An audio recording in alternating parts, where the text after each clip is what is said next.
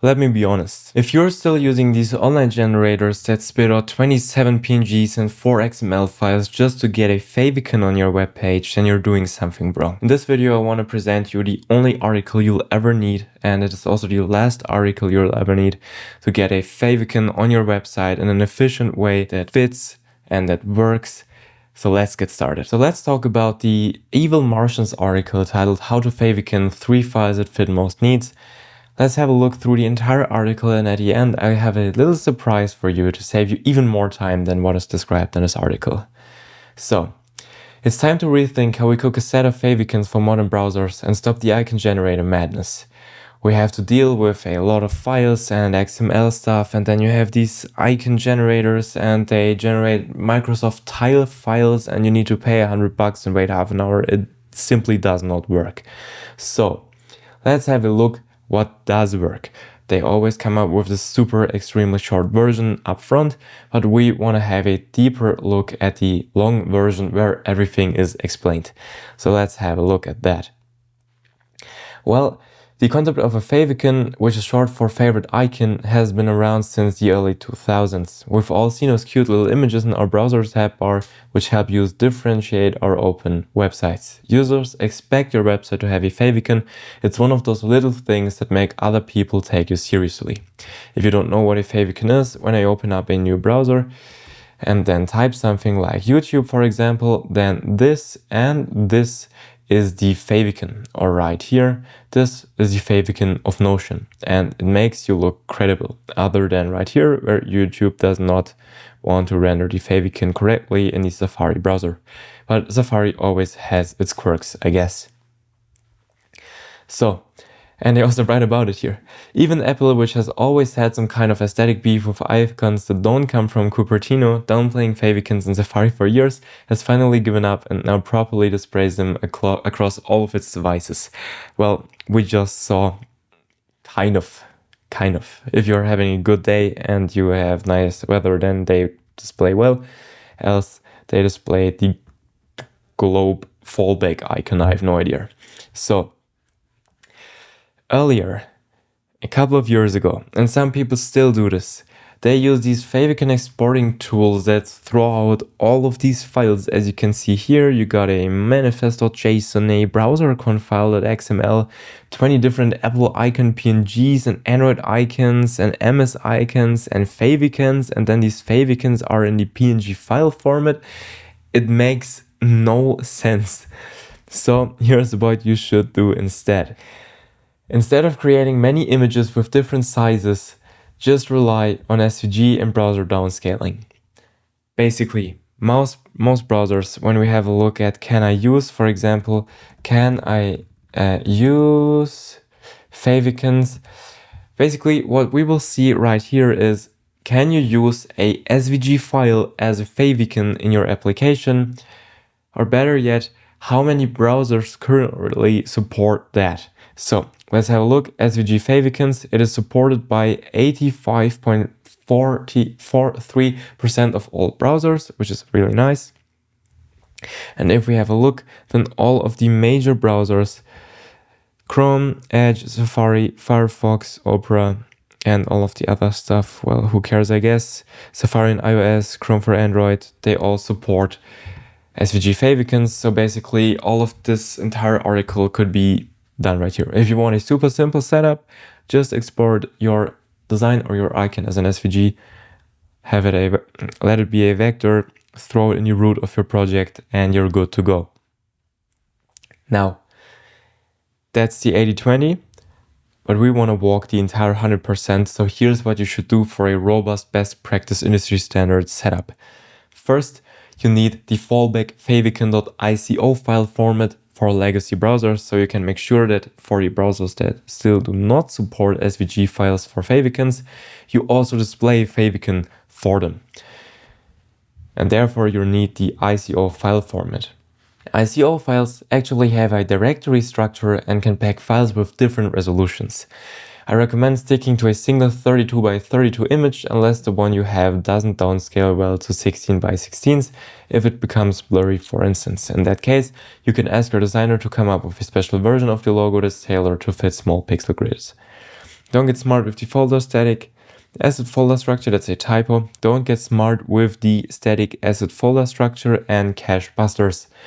HTTPS or the root website should have a favicon on the root/favicon.ico. Yes, that's also, for example, what Next.js recommends. So we need sizes 32 by 32 for the link to .ico file in order to fix the Chrome bug where it chooses an ICO file over an SVG.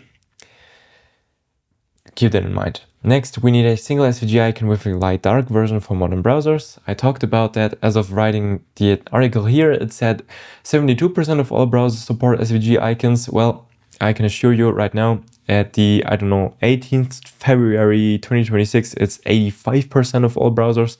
So it will only get better from here on. Because then our HTML page should have a link tag in its head with the rel icon and a type of image SVG plus XML, and with the href containing a link to the SVG file as attributes.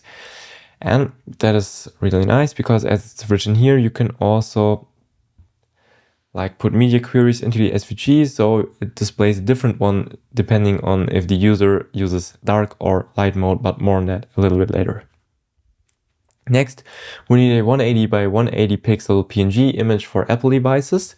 It is called an Apple Touch icon and it's best in a .png file format. That's when users save your website to their smartphone home screen, and they use iOS as an operating system on their mobile device, then the Apple Touch icon PNG displays and they don't see some weird fallback or stuff. It looks like you actually walk the extra mile for that. Small note, an Apple Touch icon will look better if you place 20 pixels of padding around the icon and add some background color. You can use any image editor to do this. That's right. Now, fourth, web app manifest with 192 by 192 and 512 by 512 PNG icons for Android devices. This is basically the same, but for Android devices or for PWAs, so for progressive web apps. And then you can make use of the manifest.webmanifest file, which generates or includes this JSON. And if you want to go the extra mile, you use a maskable icon using the maskable.app that needs a little bit of bigger padding. The safe zone is 409 by 409, and then you have the optimal setup also for the Android guys. Now, did we forget anyone? Now they talk about the Windows tile icon. Windows, when pressing the Windows button, used to have these tiles with preview images. You used to get it up there with a specific Windows file icon, but as of today, this is no longer required. Just ignore it, just omit it. It's not worth the hassle. Same goes for the Safari pinned icon, which used to exist, but even Apple.com doesn't use the mask icon anymore, so why should you? Then there's a lot of now outdated tutorials who include a favicon.ico into the HTML like this with the relative attribute of shortcut. Just omit the shortcut. There is this article linked explaining why you should never add or need that at all. Just use rel equals icon. It's fine. Now, fuck the Opera coast, nobody uses that. So here's how to build your ultimate favicon set. You do an SVG, design stuff, boop beep bop, and once you have that SVG, you can export it as a .svg file format.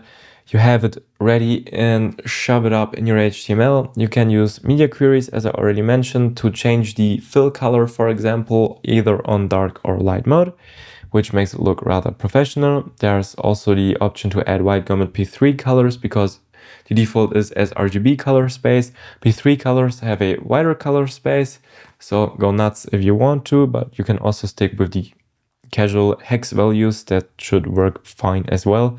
Then you can use GIMP, which Evil Martians recommend to create an ICO file based on your SVG file, to 32 BBP, 8-bit alpha, and no palette settings. And then you have this beautiful fallback icon that is, well, kind of deprecated, but since not all browsers support SVGs as favicons yet, it's also kind of needed. Go for a 32 by 32, not a 16 by 16, only if you have to, but 32 by 32 is absolutely fine for all use cases.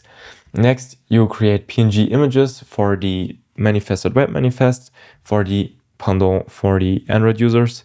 You can do that from the terminal. If you installed Inkscape, you can resize the SVG to the 192 and 512 dimensions and then convert the SVG to a PNG. That should solve that problem.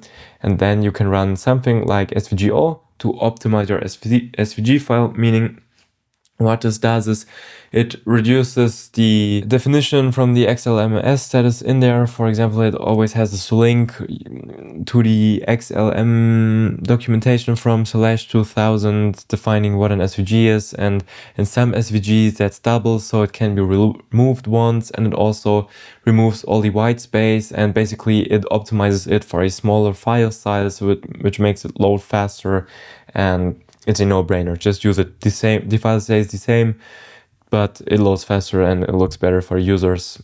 Just do it. Same goes for the icon and the Apple Touch icon. You can optimize them using this tool called Swoosh, which Evil Martians link to. I think its domain is, let's have a look, swoosh.app. It's open source. You can also self-host it on GitHub. It basically makes it the same to PNG files as we just talked about for optimizing the SVG files. It reduces the color palette, it makes them load faster, and it basically looks exactly the same. But yeah, load time is everything. And then you get all of these links together, shove them in the head of your HTML file, of your index.html, and then you are basically good to go. You can also create a separate icon for staging. This is kind of interesting. So you can set the env variable if it's process.env, not env to production. So if you are in a production environment, then you use your production favicon. And if not, then you use your development favicon, which makes it a little bit easier to see if you are kind of like forgetful, whether you're in dev or in a prod instance of your project. Yes, and the manifest.web manifest is needed for the Android thingy stuff, which can also be linked if you're building a PWA. Most won't need that, and that basically concludes this article.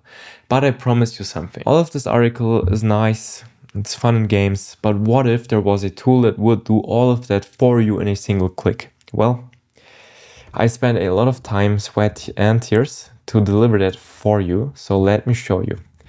If you go to Figma, the Figma community tab, and have a look at the plugins, you will find a plugin titled Stellar Favicon Exporter by me, Fabian from Werner. Don't worry about the small amount of users. My resource has been live for only a couple of days. I just launched. But basically what it does is it looks like this. It has light and it has dark mode. It allows you to enter a title of your project. This will be used in the manifest.web manifest.